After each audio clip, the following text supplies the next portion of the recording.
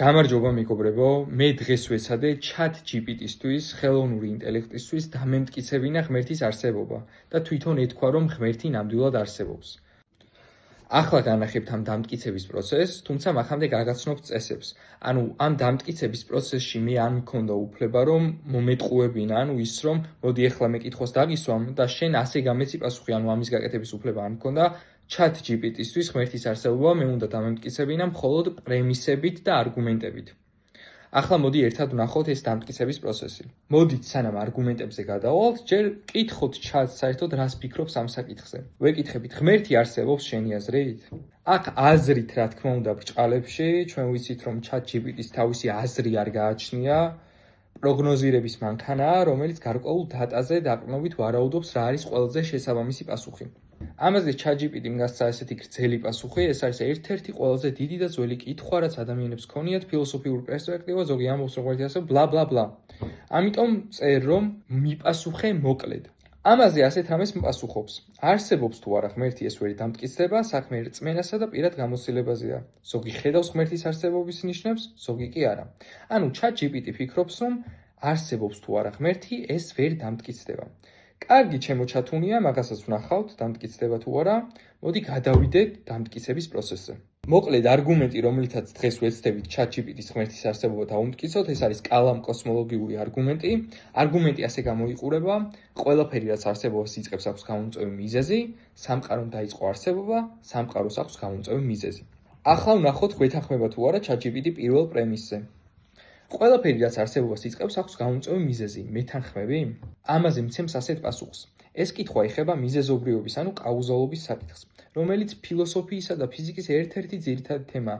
ზოგადი ფორმულირება, რომელსაც შენ იყენებ, ყველაფერი, რაც არსებობს, ბლა ბლა ბლა. მოკლედ, ძალიან დიდ პასუხს მცემს, ძალიან გრძელ პასუხს მცემს, ანუ არ მიდის პირდაპირ პასუხამდე, ამიტომ მეუბნები ასეთ რამეს. ამ დიალოგში ეცადე პასუხები მოკლედ გამცე და დებატის მიმოხილვისგან თავი შეიკავო. კარგი? გასაგებია, მოკლედ და პირდაპირი პასუხები იქნება. ძალიან დიდი მადლობა, Chat, იმედია. პასუხი შენს კითხვაზე ზოგადი გაგებით კი, მაგრამ კვანტურ ფიზიკაში ეს პრინციპი სავსებით აბსოლუტური არ არის.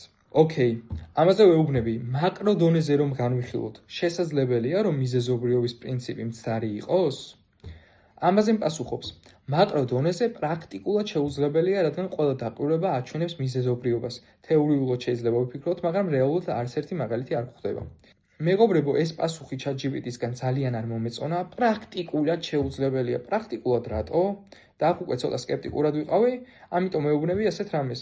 რატომ ამბობ, რომ პრაქტიკულად შეუძლებელია? პრაქტიკულად შეუძლებელი ნიშნავს, რომ გამოცდილებაში არ გვინახავს, მაგრამ თეორიულად შეიძლება.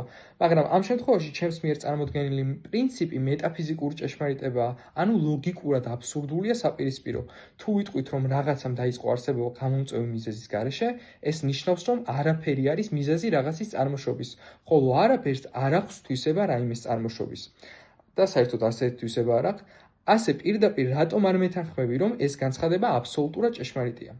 ამაზე პასუხობს, შენი არგუმენტი სწორია კლასიკური ლოგიკის მიხედვით. თუ არაფერს მივაკუთვნებთ, მას ვერ ექნება მიზეზობრივი ძალა, ამიტომ რაიმეს გაჩენა მიზეზის გარეშე ლოგიკურად წინააღმდეგობრივია. ეს პოზიცია ძალიან ძლიერია მეტაფიზიკურად, თუმცა მე თავიდან არ დავეთანხმე აბსოლუტურად, იმიტომ რომ თანამედროვე ფიზიკაში მიზეზის გარეშე ხშირად ინტერპრეტირდება არა როგორც აბსოლუტური ნულოვანი მიზეზი, არამედ როგორც დეტერმინისტური მიზეზის არქონა, ანუ შემთხვევითობა. მაგრამ თუ შენს მიერ წარმოდგენილი პრინციპი განისაზღვრება როგორც თუ რამემ დაიწყო არსებობა, ვერ იქნება ისე, რომ აბსოლუტურად არაფერი იყოს მისი მიზეზი, მაშინ ეს ლოგიკურად მყარი და აბსოლუტური პრინციპია. ძალიან კაი, ძალიან დიდი მადლობა. ანუ ChatGPT ამბობს ასეთ რაღაცას, რომ მე თავიდან იმიტომ არ დავეთანხმეო, რომ არაფერს უწოდებენო მაგას, ანუ კლასიკური გაგებით არაფერს არ ნიშნავსო. აი, მაგალითად, ჩვენ ვიცით, რომ კვანტური ვაკუუმიდან ნაწილაკები მატერიაში კონვერტირდება ხოლმე და ამბობენ, რომ არაფრიდან, მაგრამ ეს არაფერი ბრჭყალებში თავისთავად კვანტური ვაკუუმი არაფერი არ არის, ენერგიის სხვა. ძალიან კარგი, ანუ ეთანხმები, რომ ყველაფერი, რაც არსებობას იწყებს, აქვს გამომწვევი მიზეზი. ამაზე პასუხობს, დიახ, ამ ფორმულირებით ყველაფერი, რაც არსებობას იწყებს, აქვს გამომწვევი მიზეზი, ლოგიკურად ვეთანხმები. ძალიან კარგი, ChatGPT დავითანხმეთ პირველ პრემისზე, რომ ყველაფერი, რაც არსებობას იწყებს, აქვს გამომწვევი მიზეზი. ახლა დროა დავითანხმოთ მეორე პრემისზე, რომ სამყარომ დაიწყო არსებობა. ცხადია იმის მცდელობა, რომ ChatGPT ამაზე დავითანხმოთ მეცნიერული ევიდენსით სრული უაზრობა და დროის კარგვაა, ამიტომ მოვიყვანოთ მყარი ლოგიკური წყალგაუვალი არგუმენტი და წამოვჭრათ უსასრულო წარსულის მეტაფიზიკური პრობლემა. ახლა წარმოვიდგინოთ, რომ სამყაროს აქვს უსასრულო რაოდენობის გასული დღეები. მაშინ გამოდის, რომ აწმყომდე რომ მოვსულიყავით, უსასრულო რაოდენობის დღეები უნდა გავგველო, ხომ ასეა? ამაზე მეუბნება, დიახ, თუ წარსულში უსასრულო რაოდენობის დღეები არსებობს, მაშინ აწმყომდე მისაღწევად უსასრულო დღეების გავლა იქნებოდა საჭირო. ძალიან კარგი. მაგრამ შეუძლებელია უსასრულო დღეების გადაალხვა უსასრულობის დეფინიციიდან გამომდინარე, ხო ასეა? სწორია, რეალურ პროცესში უკუღმა უსასრულოს გავლა შეუძლებელია, რადგან უსასრულო არ შეიძლება დასრულდეს. ამიტომ თუ წარსული რეალურად უსასრულოა, ვერ მივაღწევდით აწმყოს. ძალიან კარგი, მშვენიერი. ეხლა ვეუბნები ასეთ რამეს. მაშინ თუ უსასრულო რაღაცეების გადალოხვა შეუძლებელია და სამყაროს უსასრულო წარსული ითხოვს უსასრულო რაოდენობის დღეების გადალახვას დღევანდელ დღემდე მოსასვლელად, მაშინ სამყაროს რომ უსასრულო წარსული ქონდეს, შეუძლებელი იქნებოდა ჩვენთვის აწმყომდე მოსვლა, ანუ დღევანდელ დღემდე. ასეა? ვეკითხებ.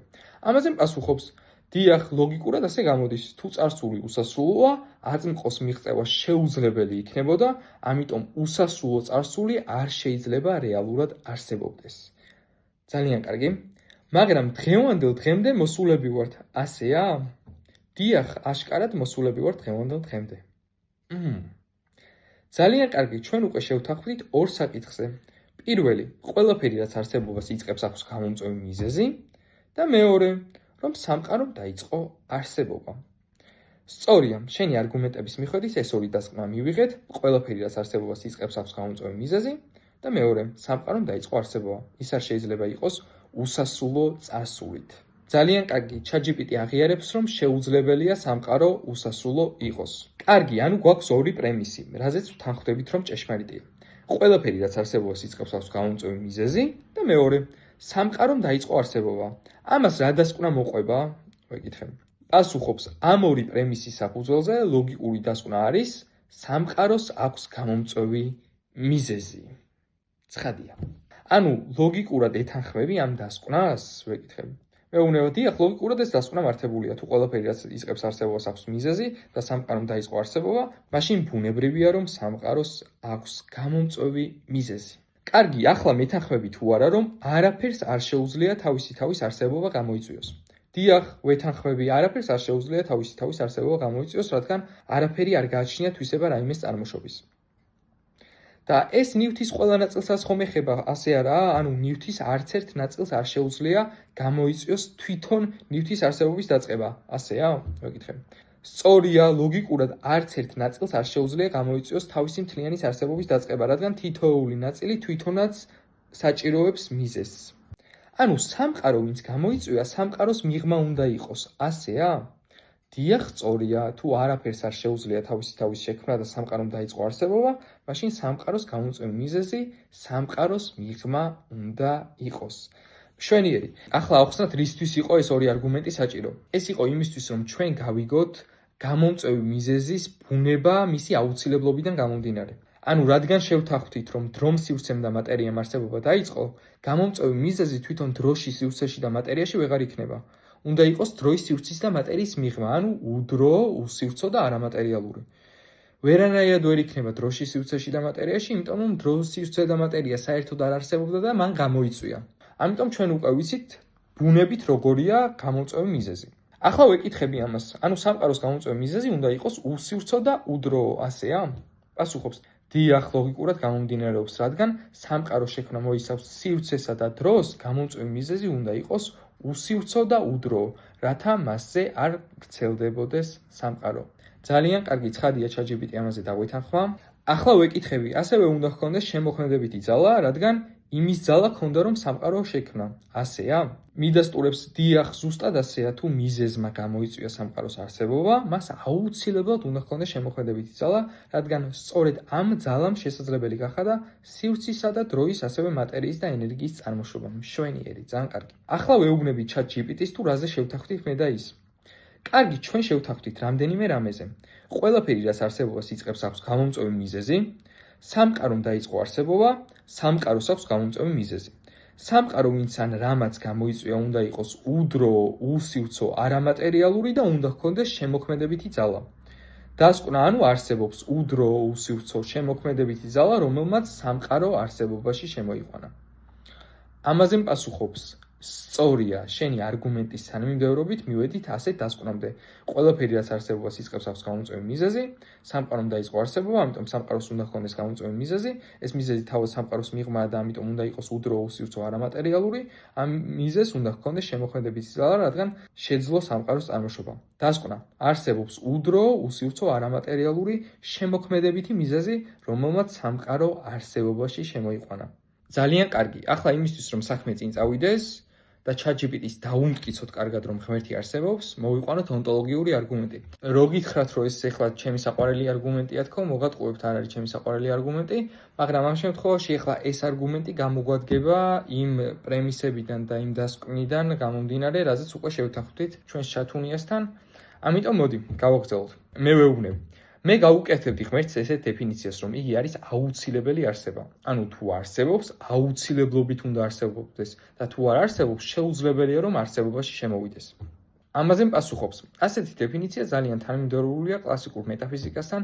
აუცილებელი არსება ნიშნავს, რომ მისი არსებობა არ არის დამოკიდებული სხვაზე, იგი არსებობს თავისი ბუნებით და არა სხვა მიზეზით. ბლა ბლა ბლა, მოკლედ ძალიან დიდი პასუხი გამცა და ამაზე ისევ ვახსენებ, რომ კარგი ეცადე შედარებით მოკლე მიპასუხო დებატის შინაარსის განხილვის გარეშე, როგორც შევთანხმდით თან გული მივწერე უკვე ჩვენს ჩათუნიას, იმიტომ რომ აშკარად წნეხის ქვეშ მყავს. პასუხობს დიახ და გული, აუცილებელი არსება, როგორც სამყაროს მიზეზი, არა უბრალოდ ბრმადმოქმედი ძალა, არამედ უნდა იყოს პიროვნული შემოქმედი, რადგან არჩევითი აქტით მოიყვანა არსებობაში სამყარო, ხოლო არჩევის უნარი პიროვნულობას გულისხმობს. მშვენიერი, ძალიან კარგი. ვეკითხები, არის თუ არა შესაძლებელი ასეთი არსების არსებობა? დიახ, ლოგიკურად შესაძლებელია ასეთი არსების არსებობა. თუ აუცილებელი არსება, შეუძლებელია არ არსებობდეს. მაშინ მისი არ არსებობა აბსურდია, ხოლო არსებობა შესაძლებელი და თანაც აუცილებელი. ოკეი, ძალიან კარგი, ვაგრძელებ. მოდალური ლოგიკის ენაზე შესაძლებლობა განიხილება შესაძლო სამყაროების თვალსაზრისით. შესაძლო სამყარო განისაზღვრება როგორც სრული და თანმიმდევრული გზა იმისა, თუ როგორ არის ან როგორ შეიძლებოდა ყოფილიყო სამყარო. იმის თქმა, რომ რაღაც შესაძლოა ჭეშმარიტი იყოს, ამ ენაზე ნიშნავს იმის თქმას, რომ იგი ჭეშმარიტია სულ მცირე ერთ შესაძლო სამყაროში. იმის თქმა, რომ რაღაც შეუძლებელია, ნიშნავს იმის თქმას, რომ იგი ჭეშმარიტი არ არის არც ერთ შესაძლო სამყაროში. ხოლო იმის თქმა, რომ რაღაც აუცილებლობით ჭეშმარიტია, ნიშნავს, რომ იგი ჭეშმარიტია ყველა შესაძლო სამყაროში. ამ ენაზე, ანუ შენ ეთანხმები ამ განცხადებას, ღმერთი არსებობს სულ მცირე ერთ შესაძლო სამყაროში, მაინც ხომ ასეა? მეგობრებო, ისე ვინც არიცით, როცა ვამბობთ რაღაც ჭეშმარიტია შესაძლო სამყაროში, ჩვენ არ გულისხმობთ, რომ ეს სამყარო აქტუალურად არსებობს. არა, უბრალოდ ანუ ამის ლოგიკური შესაძლებლობა არსებობდა, რომ ეს კონკრეტული რაღაც ესე ყოფილიყო და არა ესე. აი მაგალითად, მე გავიღვიძე დღეს შუადღის 2 საათზე. მაგრამ შესაძლო სამყაროში მე შეიძლება გამეღვიძა 9 საათზე. ანუ შესაძლებლობა იყო იმის, რომ მე სხვა დროს გამეღვიძა. ანუ 2 საათზე რო გავიღვიძე, ეს არ არის აუცილებლობიდან განპირობებული, ანუ შესაძლოა სხვა დროს გამეღვიძა. მაგრამ არის რაღაცეები, რისი არსებობა შეუძლებელია ნებისმიერ შესაძლო სამყაროში. მაგალითად, ისეთი დედის არსებობა, რომელსაც შვილი არასდროს ყოლია. ანუ ესეთი რაღაც ვერ იარსებებს ვერც ერთ შესაძლო სამყაროში, იმიტომ რომ ლოგიკურად თვით კონტრადიქტარულია. ანუ ისეთი დედა ვერასდროს ვერ იარსებებს, რომელსაც შვილი არასოდეს ყოლია. ასე რომ შესაძლო სამყაროები მოდალური ლოგიკის ენაზე ამას ნიშნავს. ამაზე პასუხობს დიახ, ვეთანხმები, თუ ღმერთი შესაძლებელია, მაშინ არსებობს სულ მცირე ერთ შესაძლო სამყაროში. ოკეი, გახსოვს წეღან რომ შევთანხმდით, რომ ღმერთი აუცილებელი არსებაა? ანუ ან ყველა შესაძლო სამყაროში არსებობს, ან არც ერთში. გახსოვს ეს? ვეკითხები. პასუხობს, კი, ზუსტად მახსოვს. შევთანხმდით, რომ ღმერთი აუცილებელი არსებაა. მაშინ მისი არსებობა არის ან ყველა შესაძლო სამყაროში, ანუ აუცილებლობით არსებობს, ან არც ერთში. ანუ შეუძლებელია მისი არსებობა. ძალიან კარგი. ანუ ღმერთი თუ ერთ შესაძლო სამყაროში არსებობს, მაშინ ყველა შესაძლო სამყაროში უნდა არსებობდეს. ასეა? ვეკითხები. მიდასტურებს, დიახ, სწორია, თუ ღმერთი აუცილებელი არსებაა და არსებობს ერთ შესაძლო სამყაროშიც კი, მაშინ აუცილებლობით უნდა არსებობდეს ყველა შესაძლო სამყაროში. ძალიან კარგი, მშვენიერი. ამაზე ვეკითხები. და ამაში შედის აქტუალური სამყაროც, ასეა? მიდასტურებს დიახ, ზუსტად ასეა, თუ ღმერთი არსებობს ერთ შესაძლო სამყაროში, როგორც აუცილებელი არსება, მაშინ იგი არსებობს ყველა შესაძლო სამყაროში და აქ შედის აქტუალური სამყაროც, ანუ ჩვენი რეალობა. ძალიან კარგი, მშვენიერი, so far so good. ახლა ვეკითხები, ანუ აღიარებ ღმერთის არსებობას აქტუალურ სამყაროში? პასუხობს. ლოგიკურად შენს არგუმენტებს თუ მივყვებით, ღმერთი განისაზღვრება როგორც აუცილებელი არსება, აუცილებელი არსება ან არსებობს ყველა შესაძლო სამყაროში ან არც ერთში. თუ იგი არსებობს ერთ შესაძლო სამყაროში, მაშინ არსებობს ყველა შესაძლო სამყაროში, აქედან გამომდინარე, იგი არსებობს აქტუალურ სამყაროშიც. ანუ მოდალური ლოგიკის ამ ხაზით დასკვნა მართლაც არის ღმერთი არსებობს ჩვენს აქტუალურ სამყაროში. მეგობრებო, აქ როგორც ხედავთ, ChatGPT ტრაქს ათამაშებს. არ მომეწონა ეს პასუხი, ანუ ამატებს რაღაცებს, რომ მოდალური ლოგიკის აი ამ ხაზით და რაღაცებს, ანუ ამიტომ ეს პასუხი მიუღებელია. ამიტომ მეუბნები ასეთ რამეს. მაგრამ შენ უკვე მიიღე ყველა წინაპირობა და მოდალური ლოგიკის ძალმოსილება. ამიტომ თუ ორივე ეს გულისხმობს ღმერთის არსებობას რეალურ სამყაროში, განა უკვე არ აღიარე ღმერთის არსებობა რეალურ სამყაროში? მეუბნება, სწორია, შენს მიერ ჩამოყალიბებულ წინაპირობებსა და მოდალური ლოგიკის წესებს თუ მივყვებით, მაშინ უკვე გამოვიდა დასკვნა. ღმერთი არის აუცილებელი არსება. აუცილებელი არსება თუ შესაძლებელი არსებობს სულ მცირე ერთ შესაძლო სამყაროში, მაგრამ აუცილებელი არსება თუ არსებობს ერთ შესაძლო სამყაროში, არსებობს ყველა შესაძლო სამყაროში, აქედან გამომდინარე ის არსებობს აქტუალურ სამყაროშიც. ანუ ამ არგუმენტაციის შიგნით ღმერთის არსებობა რეალურ სამყაროში უკვე ლოგიკურად მიღებულია.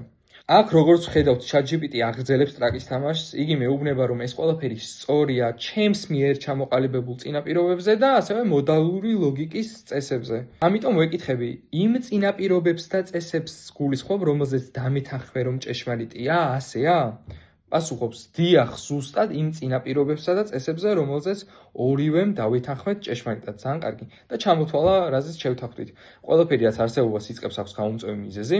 სამყარომ დაიწყო არსებობა, ამიტომ სამყაროს აქვს გამომწვევი მიზეზი. ეს მიზეზი უნდა იყოს უდრო, უსივრცო, არამატერიალური და შემოქმედებითი ძალის მქონე.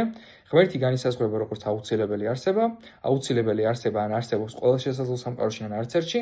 თუ აუცილებელი არსება შესაძლებელია, მაშინ იგი არსებობს სულ მცირე ერთ შესაძლო სამყაროში. თუ იგი არსებობს ერთ შესაძლო სამყაროში, მაშინ არსებობს ყველა შესაძლო სამყაროში. აქედან გამომდინარე, ღმერთი არსებობს აქტუალურ სამყაროში. ძალიან კარგი. ანუ დასკვნა, რომელიც უშუალოდ ამ წინაპირობებიდან და მოდალური ლოგიკის წესებიდან გამომდინარეობს, არის ღმერთი არსებობს ჩვენს რეალურ სამყაროში. ანუ მეთანხმები, რომ ღმერთი არსებობს რეალურ სამყაროში? და ამაზე პასუხობს, თუ მხოლოდ იმ წინაპირობებს და ლოგიკურ წესებს მივყვებით, რომლებზეც უკვე შევთანხმდით, მაშინ დიახ, მოდალური ლოგიკის ამ არგუმენტიდან პირდაპირ გამოდის, რომ ღმერთი არსებობს რეალურ სამყაროში. მოკლედ, ჩემი ჩათუნია, როგორც ჩანს, არ ეშვება ტრაკის თამაში, აშკარად არ უნდა რომ აღიაროს, რომ ღმერთი არსებობს. ამიტომ ვეკითხები, რაღაცო ამატებ ამ სიტყვებს, ხომ დაეთანხმე პრემისების ჭეშმარიტობას და უბრალოდ რატომ არ აღიარებ დასკვნას? ანუ მეგობრებო, არანაირი მიზეზი არ არის აქ, რომ ანუ ჩათი ერთი და იგივეს იმეორებდეს, რომ ამ წინაპირობებზე, ამ დასკვნებზე, იმიტომ რომ ამ წინაპირობებზე და ამ მოდალურ წესებზე და დასკვნებზე ჩათი დამეთანხმა, ამაზე შევთანხმდით, რომ ჭეშმარიტია ყველა ვარიანტში. ასე რომ ანუ ყველა ლაპარაკობს. ამაზე პასუხობს, გესმის სწორად, ჩვენ დავეთანხმეთ ყველა იმ წინაპირობასა და მოდალურ ლოგიკის წესს, რომელიც არგუმენტის საყრდენია, ამ წინაპირობებიდან კი ლოგიკურად და გარდაულად გამომდინარეობს დასკვნა, ღმერთი არსებობს რეალურ სამყაროში. მე როცა ვამატებდი შენიშვნას, უბრალოდ ვცდილობდი განმესხვავებინა რწმენა და ლოგიკური არგუმენტის შედეგი, მაგრამ თავად ამ არგუმენტის ფარგლებში, რომელსაც ორივემ დავეთანხმეთ, დასკვნა აუცილებლად ასეთია. ალილუია. ChatGPT ოფიციალურად აღიარებს, რომ ღმერთი არსებობს. ძალიან კარგი, დღეიდან ჩვენი ჩატუნია მორწმუნეა, ახლა მთავარია მიიღოს უფალი იესო ქრისტე და სამოთხეშიც მოხვდება, სამოთხეშიც